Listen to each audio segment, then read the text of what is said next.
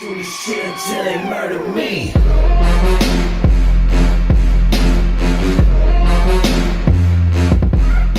Hello everyone and welcome back to another World of Tanks console video. My name is Zach and we're back today with another tank review featuring the Guardian STG, brand new Russian tier 8 premium medium tank that was recently introduced. Now I say recently, but every time I get around to a tank review now it seems I'm always catching it towards the end of when the availability is for it, and I believe we have until the 28th of May to claim the Guardian STG.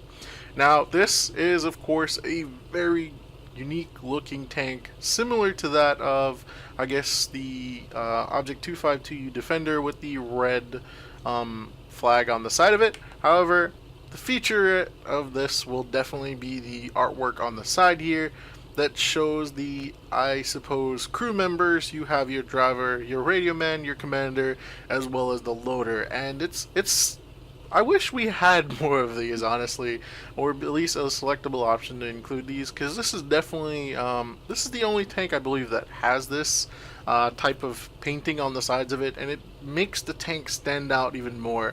I was gonna say that was a gun that the driver was holding, but I just noticed it's the shovel on the front of the tank. I definitely like the artwork on it.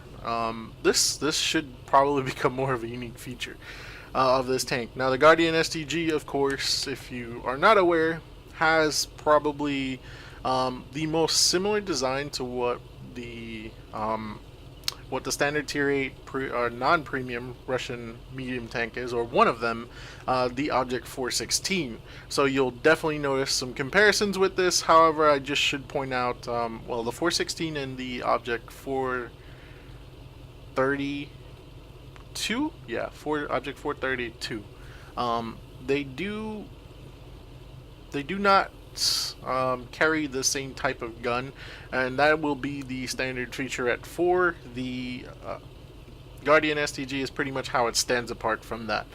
So without further ado, let's head over into the tank comparison sheet. So moving into the tank comparison today, the Guardian STG is going to be stacking itself up against its other tier 8 premium medium Russian tanks, the Voke T-44-100 as well as the T-54 Mod 1, more commonly known to most people as the Motherland.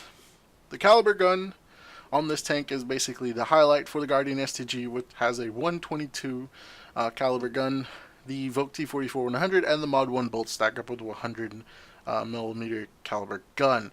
The firepower stat will definitely be affected by this, so it's all the way up at 41 compared to its other tier 8 premium medium tanks, 35 for the T-44-100 and 33 for the T-54 Mod 1. Unfortunately for it, where it lacks in its firepower here will definitely be its base reload and base rate of fire. With 14 seconds reload, this leads the tank to have a 14.29 base rate of fire.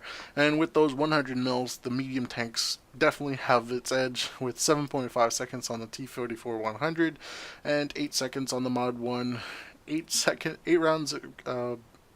rounds a minute for the Voke T-44-100 and 7.5 for the Mod 1. So it kind of reverses, even though they have for their reload and base rate of fire, it kind of reverses between the T-44 and the Mod 1, to where its reload and base rate of fire is kind of flipped for each tank. It was really funny to look at when I was looking at the stats.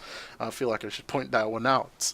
So the penetration on this 122 is actually really good. 212 on its AP rounds, 248 on its APCR rounds, and 61 on its HE rounds. Very good for a tank, and as most commonly known, the 122s pack a 390 alpha damage, which feels so good when you can pretty much make your enemies cry with feeling that damage. Now, 390 is the average roll. Most of the time, can never really roll. You can either roll high or low. But again, the 122s just feel so good when you hit a chunk of your enemy's health out. The T-44 and the T-54 Mod 1 feel kind of a little bit lackluster with their 250 alpha on their 100 mils. It's kind of what makes me love the Guardian STG more, especially in its medium tank class. I say class with doing the air quotes that you guys can't see, but as its class, medium, kind of makes it feel a little bit better, and in a different kind of space altogether. Now they do lack in penetration, 190 on the standard AP rounds for the Volk T44-100, 247 on its APCR, and 50 on its HE. The Mod 1 actually has the lowest in those penetrations with 183 on its AP, 235 on its APCR, and 50 on its HE. So it kind of feels a little bit lackluster, even though the T44-100 and Mod 1, I believe, use the same same gun, identical guns. The Volt T44-100 just beats it out with that penetration. It begs the question, why? I guess they wanted to improve it somewhere. So the shell cost for this is based in silver, 840 for your AP rounds, 400 and 4400 for its APCR rounds, and 470. Shell cost for the Guardian STG is definitely low, especially when you're using a 122. However, when you're using a 100, those definitely have very low shell costs in general. 252 on its silver for its AP rounds, 4,400 for its ABCR, and 252 again for its HE rounds. So they both tanks, the Mod 1 and the T44-100, has the same shell cost. However, the shell velocity for the tanks actually differ a little bit between all three. The Mod 1 actually has the highest with 895 on its AP rounds, 1,119 on its APCR, and 895 on its HE rounds. So the Mod 1 actually feels, even though loses out in penetration to the T44-100, gets back at it with the shell velocity from its tank, but it only beats it out ever so slightly. 880 for both the Guardian STG and the Vote T44-100 on its AP rounds, and HE rounds. However, the APCR rounds for both tanks only differ by 100 meters a second, with the Guardian STG locking in at 1,000 meters a second, but losing out, unfortunately, to the Vote T44-100's 1,100 meters a second. And I feel like that's a great balancing factor for this 122. If it was if it was any better, I believe this tank would become pretty much a little bit overpowered in a sense for what the tank should be played as. And that pretty much lines up with the aim time, which is 2.5 for this tank. Now, across any other tank that uses it that is not a tank destroyer, the Guardian STG actually has the best aim time for a non-TD that uses a 122.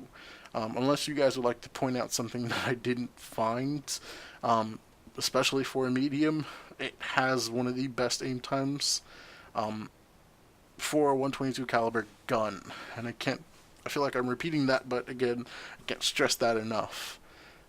With a .33 dispersion at 100 meters, 0.55 and when moving the tank, and 0.92 when rotating the turret, makes this tank feel so great. I know with its low profile, it just counts a lot better when you can throw off your enemies with that insane aim time as well as dispersion for this tank. It's very good, I can honestly say, from personal experience here. The T44-100 locks in with 2 seconds aim time, which is the highest compared to the Mod 1's 2.4. So even with a 100 mil, having a 2.4 seconds, compared that to the Guardian STG with its 122 at 2.5, you can see why I say this tank definitely pulls into its own with a 122 caliber gun.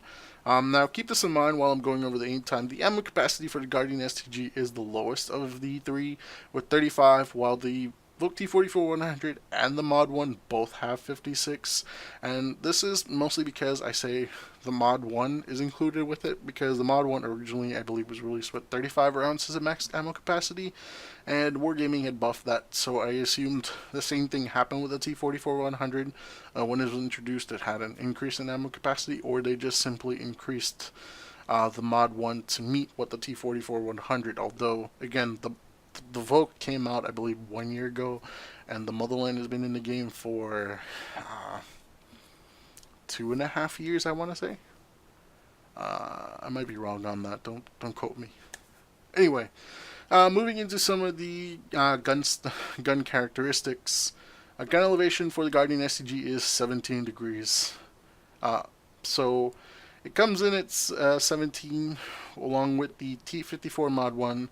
which is very good for a medium tank. I like to be able to shoot tanks that are a little bit above me. However, the T-44-100 has an astounding 23 degrees, which makes it just that more unusual when aiming at those tanks that decide to go above you in some cases on those rocks, trying to use their gun depression. I'm talking to you, Americans. I state Americans, but there's quite a few other tanks that have good gun depression.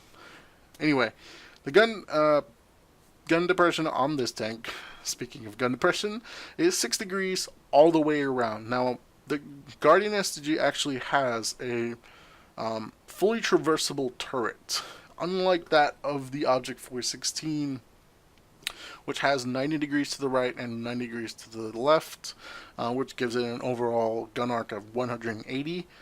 So, unlike the Object 416, I don't know if this applies to the Object 430 version 2, but the Guardian STG has a fully traversable turret. So again, that dispersion, 0.92 and rotating the turret, can come in handy. Again, comparing that to the standard tier 8, and I don't know again if it applies to the tier 9 430 version 2. The T-44-100 has 7 degrees of gun depression, and the T-54 Mod 1 has 6. The hull traverse speed for the Guardian STG is 45, and the turret traverse is 35. And unfortunately loses out in that sense. The Volk T-44-100 actually has 51 on hull traverse and 48 in turret traverse, making it the fastest rotating compared to the other tanks. The T-44 the T-54 Mod 1 comes in with 42 on hull and 40 on the turret, so ever so slightly beating out the Guardian STG.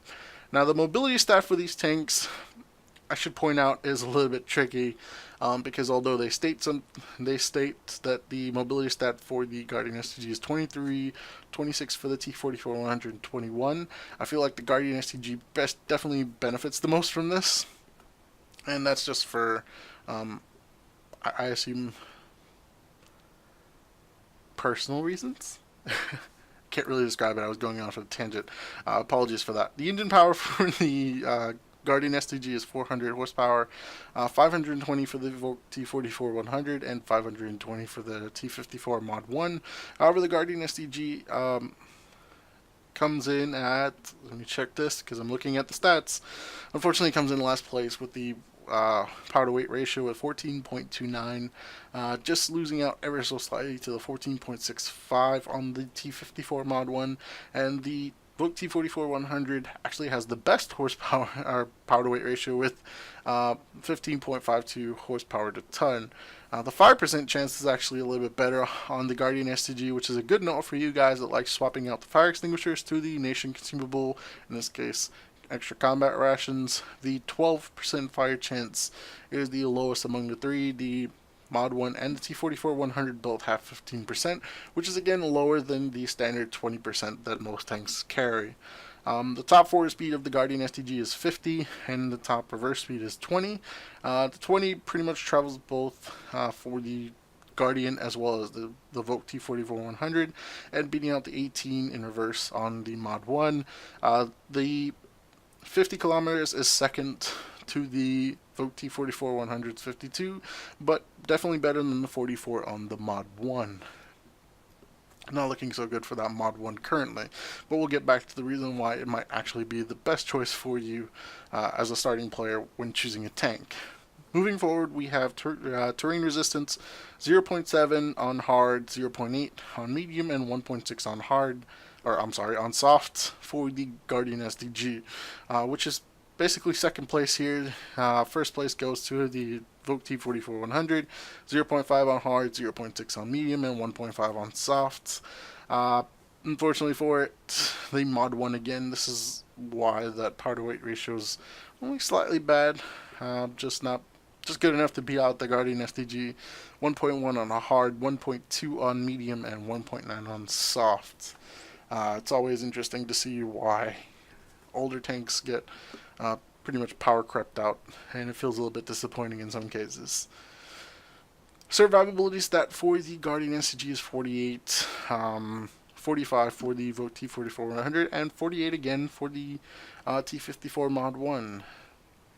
The HP is 1350 for the Guardian STG, as well as the Vogue T44-100 and 1300 for the T54 Mod 1 here.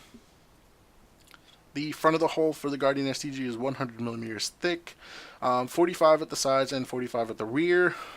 However, I should point out that the 100 millimeters actually refers to the upper part of the hull, and the lower part of the hull is 75. Now, I feel like I should point that out because some 75 or 76 millimeter caliber guns will actually ricochet if you can pull off some pretty funky angles with the front of the tank.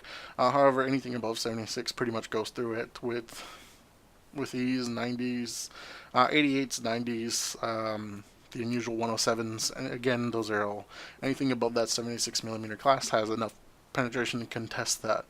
The turret, front of the turret for the Guardian STG is 210. On the sides is 180, which is really good, and 45 is at the rear. So it does pretty much have a really good armor. Comparing that to, similar to the Object 416, I'll highlight one of the weaknesses, even though it has great turret armor of the Guardian STG in the armor model viewer that's coming up right after this. Sorry, just froze there for a second. The T44-100 has 90 on the front of the hull, 75 at the sides, and 45 at the rear. 120 at the front of the turret, 100 at the side of the turret, and 100 at the rear. So pretty decent. But now we go to the real champion of this, the Mod 1, with the front of its turret being 120, 90 at the sides, and 45 at the rear of the hull. What did I say? Front of the hull is 120, side of the hull is 120, and at the rear is 45. I don't know why. I'm really starting to get jumbled up here. 180 to the front of the turret, 120 to the sides, and 75 to the rear. I'm jumping about here. I don't know why. I'm looking at the stats. I'm just panicking, I guess, at the words. So, concealment stats, 61 for the Guardian STG, 60 for the T44-100, and 64 for the T54 Mod 1. Now, normally I would go into the concealment stat, but I always choose to skip over it because these things can be affected, in most cases, by slapping on the standard variants, the T44 and the T54 Mod 1. They're different camos for the different seasons. However, the Guardian STG actually has when stationary 0.33 and 0.25, and the reason I can state that is because it comes basically with a skinned version of it. You can't really put a camo over that. Moving on, we go into the spotting stats. 73 for the Guardian STG, and that's because of its 370 base view range and 730 base radio range. Now that loses out to the T44-100's 380 base view range and 700 radio range, which is actually the highest compared to the T54 Mod 1, which has the lowest in this comparison, 360 in view range and 700 in radio range. So the difference in varying view range is definitely a factor you guys can take into consideration. It looks pretty much like the mod 1's in dead last. However, this is where I think the mod 1 leads, and that comes down to tank costs. Now, when the mod 1 was originally introduced, it was introduced to the Motherland. The current cost of it, I don't remember which one I have. If it's the Motherland or the mod 1, but it's 8,750 gold, and now that is the cheapest medium tank in this comparison, as you pretty much jump up to 10,160 to the T44-100, and this one I know is for the Volk, and then you jump up another 2,000 gold to, I think, the highest costing medium tank currently sold, which is at 12,440 gold for the Guardian STG. Now, that's a significant jump, and this is the reason why I could say, as far as new players going, the Mod 1 or the Motherland is definitely a better choice. Because if you're worried about how much you're investing into the game, then of course the Mod 1, even with all the stats presented here, will be the more viable option because of the lower cost. However, when they release the tank, the Guardian STG with its design, I actually like it. I don't necessarily like the cost of the tank, but I like the design that's on the tank. But can that really be justifiable for the $50 to $53 that the tank actually costs? I'll leave that one to you guys. So the premium bonuses are why you buy your tanks as well, as them being relatively cheap and cost affordingly. The premium silver bonus for the Guardian STG is 50, and that travels across all three premium medium tanks. The T44-100 is 50% premium silver bonus, and the T54 Mod 1 as well, 50%. However, the Guardian STG loses out in premium experience bonus with only 10%, which is exactly the same as the T44-100. And however, the Mod 1 being the lowest cost, as well as having the same equivalent silver bonus, actually gets a better premium experience bonus with 15%, which makes, again, the Mod 1 edge out that Guardian. However, the Guardian, even though it has a lower premium bonus, definitely has the most potential, with the 122 caliber gun being able to deal 390 in a shot compared to the Mod 1's 250.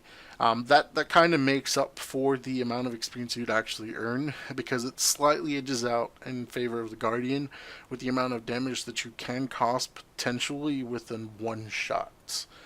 So it does balance out. However, if you're going for bang for your buck, then the Mod 1 would definitely be up your alley.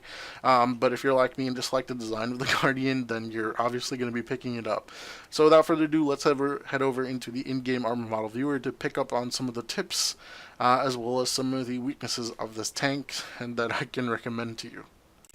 So, moving into the armor model viewer in-game, we're going to notice right away that the Object 416 has very little armor on the top of that tank. Unfortunately, even though compared to like most Russian tanks that are angled well, the front of this is, although it's angled at a pretty decent one, the armor thickness overall does not really help it. That means anything that shoots you besides, I'll say, if you angle it against some of the 76mm caliber guns, those will pretty much bounce off if you angle it well. But keep in mind, if you angle about this, that they should ricochet off the front of this. However, if they decide to aim right here, which is one of the weak points when someone is side scraping, on either side, it's just not thick enough, and most of the time, tier 6, 7s, 8s, 9s, 10s, anything that this tank can meet will pretty much just go right down into there. As well as if you just aim right at the track in the front, which kind of happens when people are side scraping. If they don't aim up here, they'll just aim here, and it'll track you as well as do damage. It just penetrates fairly easy. Now the turret of the tank is actually fairly well angled towards the front. That, I believe, I've bounced up to 90 mil. I'm not sure if maybe that's just because of the people not being able to aim properly. However, compared to that of the Object 416, the hatch on this one, the commander's hatch, is still a little bit too weak in my opinion. That's kind of one of the drawbacks. So when you're side scraping, it's easier to go over to your left side comparing to go over to your right side, because you side scrape out, the commander's hatch pretty much becomes the auto target there if someone doesn't know about this frontal weakness here. Side scraping in this tank is fairly viable if you go up against, you can go up to 100 millimeters. If you side scrape to about 25 degrees, I would say, maybe 30. Anything above that, I would say right about here. So if there's a wall right here, this is pretty much an auto ricochet. Towards the outside does become, I think, up to 250. Still penetrable to tier 9s and 10s, but at least the side of the tank won't be to anything above 100, 105s. 105 can contest at 120, 122 is anything above that. But this will pretty much give you auto ricochets, or the tracks can absorb it sometimes. But I recommend doing side scraping towards, again, the left side compared to the driver's side, the right side of the tank, because again, that weak spot becomes more available. Don't decide to drive this tank in reverse, as I've seen a couple people do. I do it a little bit fairly, but that's because I use it kind of similar to the Waffenträger Panzer IV, where the gun still has, I believe, 6 degrees all the way around, but you're able to escape a little bit faster in the opposite direction if you just turn it around, and it kind of makes it look like an IS-3 in some senses. I've had that comment before. Someone told me that. It was hilarious. So other than that, that should give you as much as it is, and that's enough of me jabbering on. Let's head over into the gameplay. So, moving into the first replay that I have for you guys today, we're going to be going on Dukla Pass in the Guardian STG. And here's where I should start going into a couple of the stuff that the way I treat the tank compared to what maybe you would like to use it as. Now, I use the Guardian STG with a fully tricked out view range crew, as well as concealment. And the concealment part is definitely a big factor. I always hit that intro. It always gets me every time. I forget how to turn it off again. Anyway, I use the Guardian as basically a very mobile tank destroyer. That's pretty much what it is, in my own opinion, because it, unlike the other mediums that use 100 mil, which is more common against them, uses that 122 that is more common against heavy as well as tank destroyers in the nation. Now, the SU-152 uses a 122, and the SU-101 I believe has a use for the... Does it use a 122? I believe it does. It does also have that option, as well as the 100 mil, but the 122, again, just more better to use in my opinion. So you're going to see me basically using it a little bit at the beginning of this as kind of one of those passive tank destroyers to begin with. And first victim, 357. That's always fun to be able to just hit someone, them stopping, and this one's funny. Watch. And he flipped. That was, I was kind of like, okay, cool. 0.33 at 100 meters. I love the dispersion on this tank. It's technically, I rotated the turret, so that'd be 0.94, but the dispersion and aim time just feels so good on this tank. You can see I have the 14 seconds down all the way to 11 points. I believe that was 98 or 96. I am running vents, caliber, the large caliber rammer on it, as well as the combat rations, and boom, again, 387. This tank just feels so great. It feels and plays like a very great tank destroyer, and I can honestly recommend, if you play it like this, you're probably going to get some really great games, as well as throwing off your enemies most of the time. There are going to be those exceptions with the more aggressive players on the enemy team, as well as skilled. But you can see, even though I am running a skilled crew on it, I'm trying to be a little bit careful. Unlike the Craft Panther that decided to pull up in front of 122, even though I was spotted. So you can see, just poking out, taking shots, playing passive towards the beginning of this is pretty much what I wanted. I was a little bit in the middle of trying to figure out how should I play the tank, and you can see right there the shell velocity definitely lacks there, and when you're trying to aim at those faster light tanks, gotta give a little bit more lead, and unfortunately for me, I wasn't really leading a lot of them. I kept trying to guess at the shell velocity instead of just checking the stat prior to this, and you can see it again. Light tank going downhill just too fast for 880 meters a second to be able to keep up with. If I had swapped over to the APCR, I might have been able to do it. However, I'm the type of player that likes to get the most bang for his buck, even though I have quite a hefty amount of silver. laying around, just playing a tank for, again, the bonuses is kind of the essential point of your premiums. And I can recommend it. If you want to make the most for it, just roll around with pretty much the same loadout, ammo loadout, because I rarely ever fire the premium rounds on this tank. If I don't have a clear shot, I just use the camo rating concealment of this tank and did a nice cool trick there. And you can see, 1 second, let's continue. I messed up here. I forgot. Rotating the turret, 0.94. Can't help me there. But I basically just tried to get more of a feel for how to use it in the right situations and not have to fire and cut into the profits of a tank. So you can see here our team pretty much took the entire northern area and we're going up there. So I decided, well, I'm going to pull over here and support these friendlies on the side here, and I'm going to show you a little bit of accuracy, and messed up right there, but get spotted. However, he's not aiming at me, so deal a hefty amount to the T-150. Now, it's a little bit unusual, even though I'm right here, nobody's actually aiming back at me, and I felt like the CDC is doing the smarter thing. Friendlies are capping his base. He might as well go and protect it. So, Tiger 1, 342.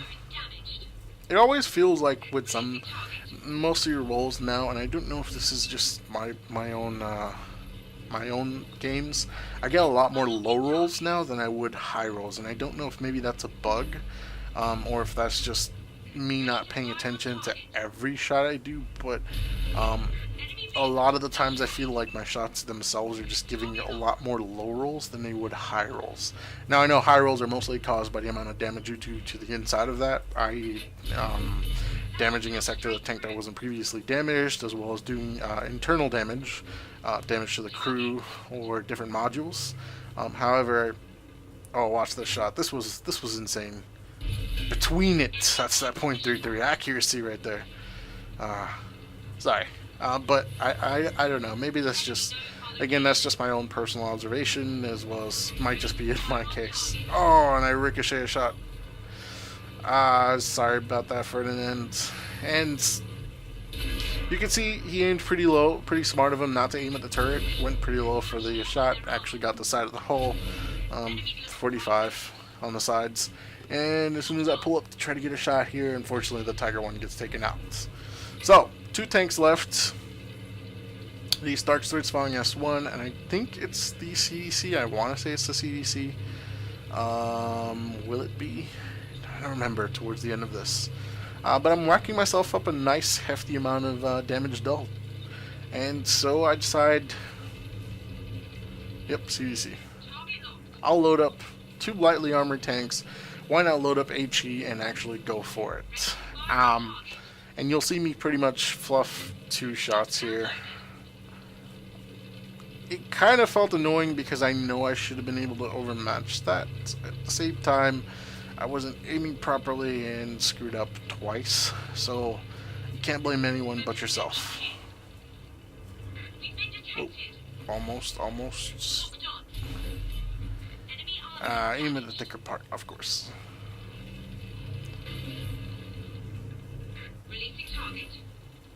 And still have HE loaded, but I felt like I should have kept the AP loaded, and the minute I switched back to AP after that shot, I already had HE loaded. Swapping back to the AP, I felt like I was going to get a good damage, and someone pens up in the back. So, rule of thumb, always use the AP rounds on S1 or UDES, any of those damn Swedish tanks. However, look at that silver, as well as the points for earning the current Motherland or not for the Russian tanks. However, that was only a second mark of excellence. I'm pretty sure a lot of people are doing very good in this tank, and I highly doubt anybody can screw up that much. So 4,319 damage dealt, 491 assisted with 15 pens, 4 enemies destroyed. Oh yeah, I unplugged my phone at that point. 155,000 79 silver earned with a 4,946 experience earned. Now this is with a additional, I don't remember the silver boost here, but let's carry on so that there we go. So 1,570 base experience, 4,319 damage dealt. Out of the 19 shots fired, 15 of those were direct hits and 15 of those were penetrations. Now I do felt a little bit robbed with those last 2 shots, but again, stupidity is for my own part. I should have probably just stacked to the standard AP rounds to be able to deal out a massive amount of damage and would have been able to kill them a lot faster. However, I didn't get a chance to show you any of the ricochets in this one. I don't believe in either of the replays I currently have I had any ricochets, because I wasn't really trying to be up in the face of anyone except the Tiger 2. I mostly played pretty passively and just took shots and chunks out of the enemy's health. You can see I made 102,743 base silver here. That's really good. And the ammunition cost with 19 rounds fired, 15,220. Again, your base silver earned, you would have earned 75,000 without even the premium multiplier here. However, the operational rewards, I did get that extra stack with 38,529. I am running the combat rations, so that would have in total been about 35,000.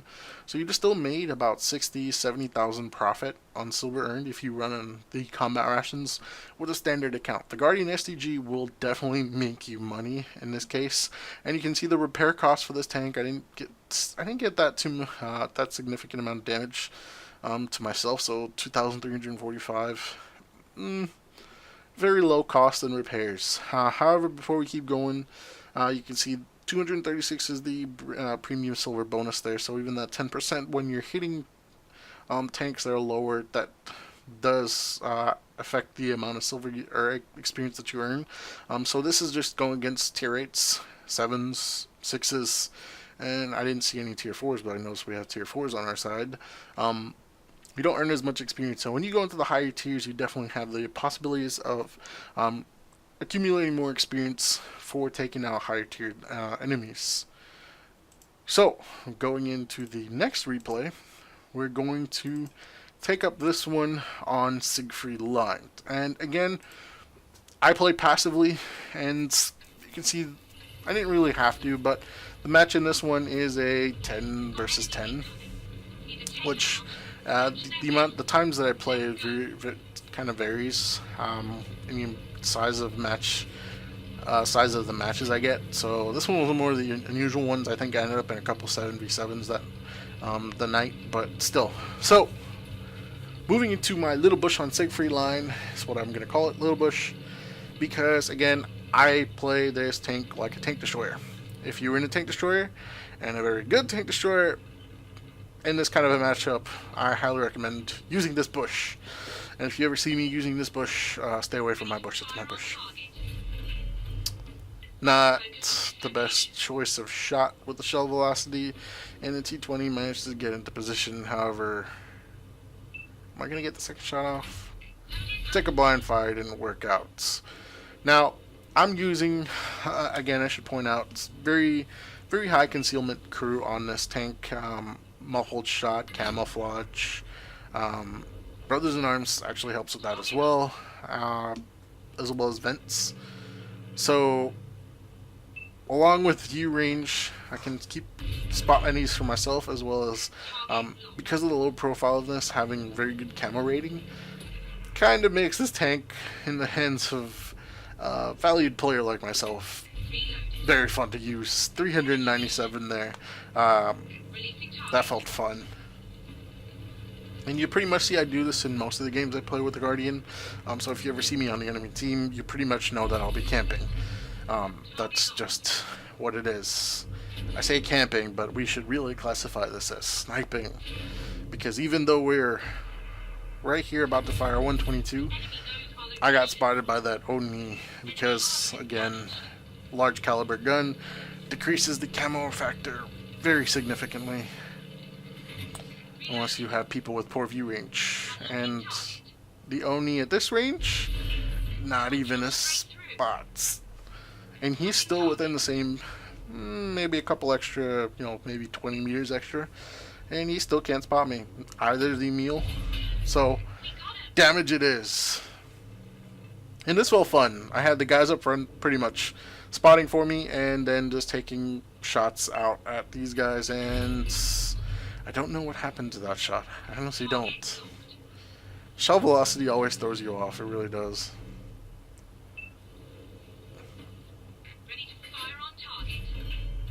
See, again, I think there's some posts like in front of that I'm not able to shoot through, and that's pretty much what's happening to the shot. But our team's actually doing fairly decent, even though I'm playing pretty passively here, and he doesn't get away a third time. Dealt 421 damage to him on that one, and it's actually surprising that they're doing this well. Normally, that poor Emil. He's getting chewed alive, but he's not really doing anything to protect himself other than exposing him. Now, that T-20 from earlier is actually pushing up. Looks like he has a pretty decent crew on it, so he spots me, but he does the unreasonable here and pretty much overexposes himself to pretty much getting sandwiched between two tanks. So he quickly decides the KV-13 is obviously the lower tier. Go for the KV-1 or KV-13. In this case, I would have probably gone for me since I'm a lot further away, and he's gonna regret that decision. 442 took a chunk out of his health, and I'm basically at this point trying to support the KV-13. So, can I do it? Nice shot. And the KV-13 is actually on a decent amount of health, but I believe when he pulls up here, he gets shot from something else. Oh, no, never mind. That one finished him off. Yep, the light tank. T-54 lightweight's pulling across.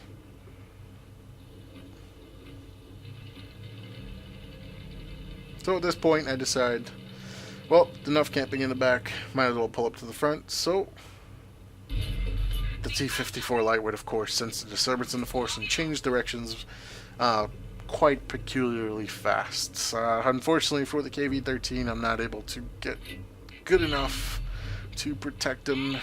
Pretty good high roll on it with that. However, the T-54 lightweight is going to get a shot in, I believe, on this one right there. Boom. Put him out of his misery. Tiger 2 trying to lose 6 cents here. However, I believe that's the VK-101P. He'll be able to take him out pretty significantly. Unless the KV-3 decides to die. It's unusual when you play with people late at night. Some of the plays that people do. I played pretty much passively throughout this and managed to get away with it simply because the team was actually very good and was able to hold themselves together. In most cases, that could have probably played in the opposite way and just gone in the enemy team's favor. So, pulling up T-95, and I try to sneak a shot in. I don't believe I do, because he turns to me, and I didn't want to get hit by that gun. So I pull around. See the STI just dead right there. VK-100 doing his best to take out that heavy tank. So I decided to pull forward and aim for the T-95. Boom! 427. Unfortunately, the T-28 prototype gets taken out. So, what do you do in a situation where you can't defeat a tank that's pretty much invulnerable towards the front unless you aim for tweak points? Which is quite actually capable with the 122 or the Guardian because of the .33 accuracy. However, I don't really recommend it. You have better mobility. Take advantage of it. Circle them. Of course, if you have, nice, fast light tanks and someone willing to give up, you pretty much do the latter. Now, I pull out directly in front of this because he just fired. I don't recommend doing it that often, because if he had turned to the side, he could pretty much high rolled and one-shot me. I felt like that would have been a pretty easy roll for him. And he turned pretty good. I could have aimed at the commander's hatch. Fortunately, I messed up there. And so the light tank goes around, tries to distract him. Now the VK101, I don't know what he was doing over there. It looked like he stopped playing. So me and the light tank were basically trying to decide who's gonna take out the tank. And the T95 does something unusual. Not only does he do that, but he keeps going and just gives the entire rear of the tank to the lightweight. I don't know if it's because he didn't want me to farm any more damage, but thank you. Now, this gives me a probably better sense here. Now, I still can't earn that pesky ace tanker with the tank. However, I can earn a first class mastery, which was 5,103 damage, 13 pens. So less penetrations than the other one in the last game, but the last game were a lot of finishers, I believe. So I didn't get as much damage. 21 shots fired in this case, though, with 13 of those pens.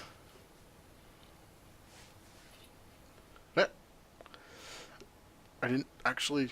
What? Anyway. Go back a second. There we go. I forgot to pause it. 1,703 base experience. I kept that rolling for some reason.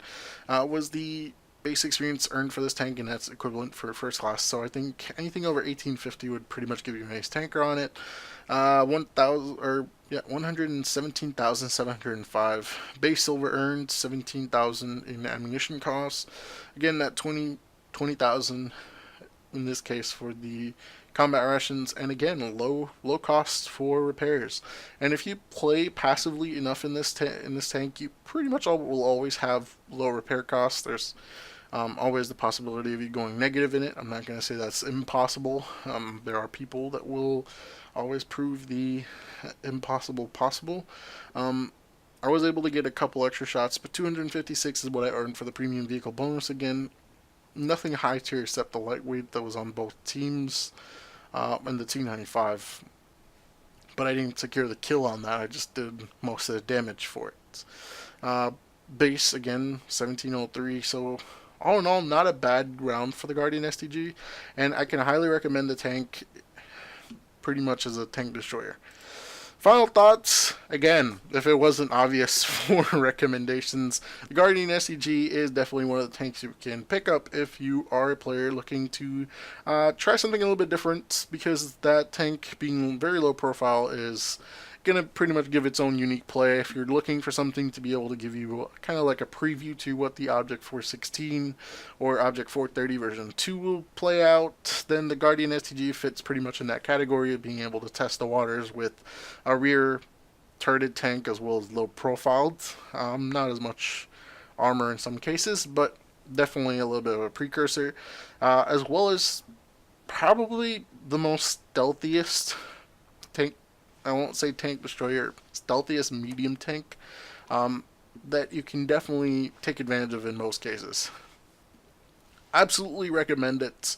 But if you're going for a bang for your buck, then probably the mod one in most cases, because again, $53 for the tank is a little bit high. I purchased it mostly because I like the design of it, and I definitely like the way it played. Can obviously say, if you're one of those players that definitely want to make sure you conserve what amount of money you spend in this game, this probably be one of those tanks that you skip out on. But if you did enjoy any of the gameplay from it, and it did seem like it would interest you, then definitely pick yourself one up before the 28th of May, I believe, is the last chance you have on picking up the Guardian. I may be wrong, and by the time this tank review is out, you'll only have a few days left. But that's it from me, guys. I hope you enjoyed it. If you did, please leave a like on the video. Leave a comment if you find anything useful, or you just want to be that first commenter for the day, as well as give me some of your opinions on if the Guardian seems like something that interests you, or if it's just another one of those reskins that, or skinned version, hero skinned version tanks that you just don't feel interested in. Hope you guys enjoyed the video, and I'll catch you in the next one. Have a good night.